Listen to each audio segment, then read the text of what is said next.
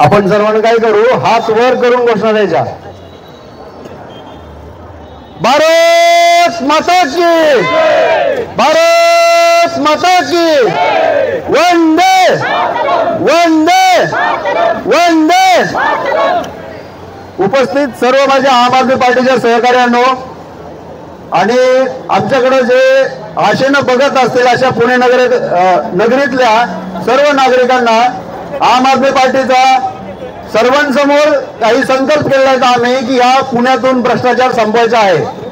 याच प्रकरणामध्ये आमच्या निदर्शनास असं आलेलं आहे की आम आदमी पार्टीच्या सर्व चौकशीमध्ये असेल किंवा आम आदमी पार्टीच्या सर्व बैठकीमध्ये असेल, नागरिकांच्या गाठीबिटीमध्ये असेल, नागरिकांची एकच मागणी असते, आम्हाला चांगलं शिक्षण मिळालं पाहिजे, आरोग्य सेवा मिळाल्या पाहिजेत, रस्ते चांगले पाहिजेत, मुताऱ्या चांगल्या पाहिजेत, स्वच्छतागृह पाहिजेत, फिरण्यासाठी गार्डन पाहिजेत, प्रवासासाठी बस पाहिजेत चांगल्या। पण नेमकं विपरीत घडत आहे किंवा याच्या विरोधात आम आदमी पार्टीला असं दिसतंय की नागरिकांना सर्व गोष्टीला भिडावं लागतंय, आंदोलन करावं लागतात, मोर्चा करावं लागतात, तरीही या प्रशासनाला जाग येत नाही।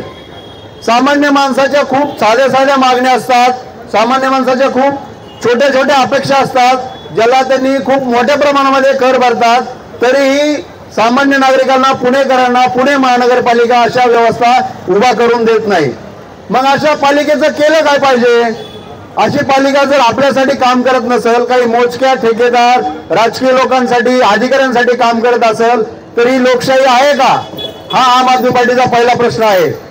पाठीमागील जवळपास 2.5 वर्षापासून पुणे महानगरपालिकेच्या निवडणुका नाहीत, याचा सरळ अर्थ असा होतो की फक्त जे अधिकाऱ्यांना वाटेल, जे त्यांच्या कर्मचाऱ्याला वाटेल तशाच निधी दिला जाणार, तसेच कामं केले जाणार, तसेच टेंडर लावले जाणार आणि त्याच पद्धतीने याच्यावर कुणाचाही अंकुश नाही राहिलेला, हे त्यांच्या प्रत्येक कार्यातून दिसत आहे। त्याच्यामुळे निवडणुका झाल्या पाहिजेत ही आम आदमी पार्टीची ठाम भूमिका आहे, कारण यांना मोकळं रान मिळालं आहे आणि आता तर इतक्या पुढे गेलेलं आहे की हे जे 50 कोटीचं पुणे महानगरपालिकेतले जेवढे काही 1100-1200 स्वच्छतागृह आहेत त्याचे साफसफाईचे टेंडर दिले जातं, त्याच्यामध्ये प्रचंड मोठ्या प्रमाणामध्ये भ्रष्टाचार आम आदमी पार्टीच्या निदर्शनास आलेला आहे। तुम्हाला सर्वांनाही दिसत असेल की आपल्याकडे जेवढे टॉयलेट आहेत त्याची साफसफाई सुद्धा होत नाही। पुरुषांनी ज्यावेळेस सिव्हिलला जातात त्यावेळेस स्पॉट नसतात, लिकेज असतात, ट्यूब नसतात, अंधार असतो आणि स्वच्छता नसती। म्हणजे सामान्य माणसाला बेसिक जी गरज असते की त्यांचं आरोग्य चांगलं राहिलं पाहिजे, त्यांना चांगला काय म्हणता येईल की नागरी सेवामधून त्यांना उपयोग झाला पाहिजे, अशा ज्या सेवा असतात त्या सेवा सुद्धा महानगरपालिकेनं भ्रष्टाचारापासून सोडवलेल्या नाहीत। याही ठिकाणी मोठ्या प्रमाणामध्ये अधिकारी असतील, कर्मचारी असतील, हे मोठ्या प्रमाणात भ्रष्टाचार करतात। आम्हाला असंही निदर्शनास आलंय की काही मोजकेच ठेकेदार भारतीय जनता पार्टीनं पोचलेले आहेत, मग त्यांना ते काम करता येतं का नाही, त्याच्यातला अनुभव आहे का नाही हेही बघितलं जात नाही, पण सगळे टेंडर अशाच फक्त ठेकेदारांना, कॉन्ट्रॅक्टरला देण्याचा घाट हे महानगरपालिका करत आहे। आणि याला एकमेव कारणीभूत आहे की या महाराष्ट्र राज्यामध्ये जे काही सत्तांतर पक्षपोटी चाललेलं आहे त्याच्यामुळं कोणत्याही अधिकाऱ्यानं इमानदारीनं काम करण्याचं सगळं सोडून दिलेलं आहे। आम आदमी पार्टी हे आंदोलन जोपर्यंत पुणे शहरातल्या टॉयलेट दिवसातून किमान 2 वेळेस साफ होत नाही तोपर्यंत लावून धरणार आहे आणि हे आंदोलन आता इथं न थांबता हे यांच्या कॅबिन पर्यंत जाणार आहे। मला सांगा, अधिकाऱ्यांच्या टॉयलेट तुम्ही कधी बघितले असतील? व्हीव्हीआयपी टॉयलेट कल्चर या भारतामध्ये, महाराष्ट्रामध्ये, पुणे शहरामध्ये राबवलं जात आहे।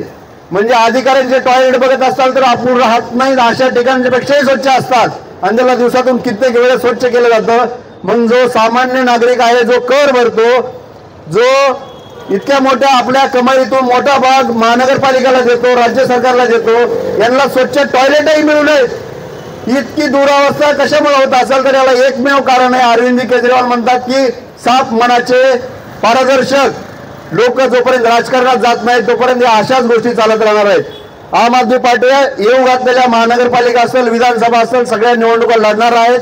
नागरिकांना मी आवाहन करतो, पोलीस प्रशासनामधून काही कर्मचारी आम्हाला पुढे जा, मागे जा, इकडे उभा राहा, तिथं घोषणा द्या, रस्ता अडवतोय अशा जुजबी कारणासाठी विनाकारण वेटीस धरतायत। तुम्हाला सर्वांना विनंती आहे, आम्ही जे उभा राहतो फक्त आमच्यासाठी नाहीयेत, आम्ही आंदोलन करतोय फक्त आमच्यासाठी नाहीये। कितीतरी महिला पोलीस कर्मचारी आहेत ज्यांना दिवसाला टॉयलेट मिळत नाहीये। कुणी महिलांनी सांगावं, पोलीस कर्मचाऱ्यांनी सांगावं की तुम्हाला टॉयलेट सगळीकडे मिळतात, आम्ही आमचं आंदोलन आता मागे घेतो। पण आम्ही जर काही आवाज उठवत असेल तर अधिकाऱ्याच्या राजकीय लोकांच्या दबावाखाली पोलीस यंत्रणा काम करू नये। सामान्य माणसाच्या हितासाठी पोलीस यंत्रणा आहे। सामान्य माणूस जर प्रश्न मांडत असेल तर त्याला तुम्ही दाद दिली पाहिजे, त्याला तुम्ही काय म्हणताल संरक्षण दिलं पाहिजे। आणि आम्ही कायद्याला धरून सगळे आंदोलन करतो। आम आदमी पार्टी विनाकारण आमच्या कार्यकर्त्याला त्रास द्यायची भूमिका तुम्ही इथून पुढे घेतली नाही पाहिजे। हे तुम्हाला हे करतो नसता आम्हाला ह्याच्यापेक्षा उग्र आंदोलन हात घालावं लागेल। आम्ही मानतो त्या भूमिका भ्रष्टाचाराच्या विरोधात आहेत, तुमच्या हातात आहे। तुम्ही स्वतः इन्स्पेक्शन करा, तुम्ही जाऊन बघा सगळीकडे की किती मोठ्या प्रमाणामध्ये प्रत्येक टॉयलेटमध्ये भ्रष्टाचार असेल, सार्वजनिक सुविधामध्ये भ्रष्टाचार असेल। इतक्या मोठ्या प्रमाणामध्ये जर तुम्ही रोष नागरिकाचा ओढून घेत असाल तर नागरिक रस्त्यावर उतरणारच आहेत। आमची भूमिका मांडणं ही नागरिकाची भूमिका मांडणं आहे। आम्ही आमच्या स्वतःच्या घरचे प्रश्न घेऊन नक्कीच आंदोलन करत नाहीत, मोर्चे करत नाहीत। सार्वजनिक व्यवस्था असेल, नागरी सेवा असेल, याच्यामध्ये यांची दिरंगाई असेल, भ्रष्टाचार असेल, हा उघड करण्यासाठी आमचे आंदोलन आहेत। मी आम आदमी पार्टीच्या सर्व कार्यकर्त्यांना सांगतो की आज तुम्ही सगळीकडे जिथे जिथे जाणार आहे स्वच्छतागारचे फोटो काढा, त्याला सोशल मीडियावर टाका, हॅशटॅग करा आणि बंबार्डिंग करा की किती मोठ्या प्रमाणात तुम्हाला लुटलं जातंय। व्हिडिओ बनवा, तुम्ही सगळेजण लोकल व्हिडिओ बनवा आणि यांचा भ्रष्टाचार सगळ्यांच्या समोर आणा। ज्या यंत्रणा नागरिकांसाठी काम करायला पाहिजे त्या जर अधिकाऱ्यासाठी काम करत असेल, त्या जर आजी माजी आताच्या आमदारासाठी, खासदारासाठी, नगरसेवकांसाठी काम करत असतील तर आम्ही टॅक्स कशामुळे भरायचा? जर तुम्ही अशीच जर हे द्यायचं असेल तर आम आदमी पार्टी टॅक्स विरोधी भूमिका पुणे शहरामध्ये राबवणार आहे। टॅक्स दिला नाही पाहिजे ही भूमिका आम आदमी पार्टी राबवणार आहे। तर मी परत एकदा घोषणा देतो आणि सर्वांना धन्यवाद देतो की तुम्ही मोठ्या संख्येने उपस्थित राहिला। इथं सर्वांनी एकजुटीने आपण घोषणा देऊ। टॅक्सचा मुद्दा निघालाय तर आम्हाला असं दिसतंय की टॅक्स जर नाही भरला तर ढोल ताशा लावतात, बँड लावतात, नागरिकाच्या घरी जाऊन टॅक्सची कलेक्शन केलं जातं। मग तुमची जर व्यवस्था जर चांगली नसेल तर आम्ही पण बँड लावावं का? आमचं पुढचं आंदोलन महानगरपालिकेमध्ये बँड वाजवा आंदोलन असेल आणि इथून पुढे तुम्हाला प्रत्येक ठिकाणी आम आदमी पार्टीचं बँड तुम्हाला दिसेल। तुम्ही टॅक्स घेताय बँड लावून तर आम्ही सुविधा पण घेऊ, बँड लावूनच घेऊ आणि तो आमचा अधिकार आहे। अरविंद केजरीवालचा जो भ्रष्टाचार मुक्त भारताचा संकल्प आहे तो आम्ही इथून पुढे पुणे शहरामध्ये सगळीकडे राबवत आहोत आणि जिथे जिथे भ्रष्टाचार दिसतोय त्याच्यावर आम्ही वाचा फोडू, बोलू, नागरिकाचे प्रश्न मांडू। मग त्याच्या पुढे आम्हाला कुणीही काही अडवायचा प्रयत्न केला, कसंही केला तरी आमची भूमिका ठाम राहणार आहे। आम आदमी पार्टीचा, आम आदमी पार्टीचा। मी भ्रष्टाचार मुक्त पुणे महानगरपालिका म्हणून तुम्ही सर्वांनी म्हणायचं झालीच पाहिजे, झालीच पाहिजे। भ्रष्टाचार मुक्त पुणे महानगरपालिका झालीच पाहिजे, झालीच पाहिजे। भ्रष्टाचार मुक्त पुणे महानगरपालिका।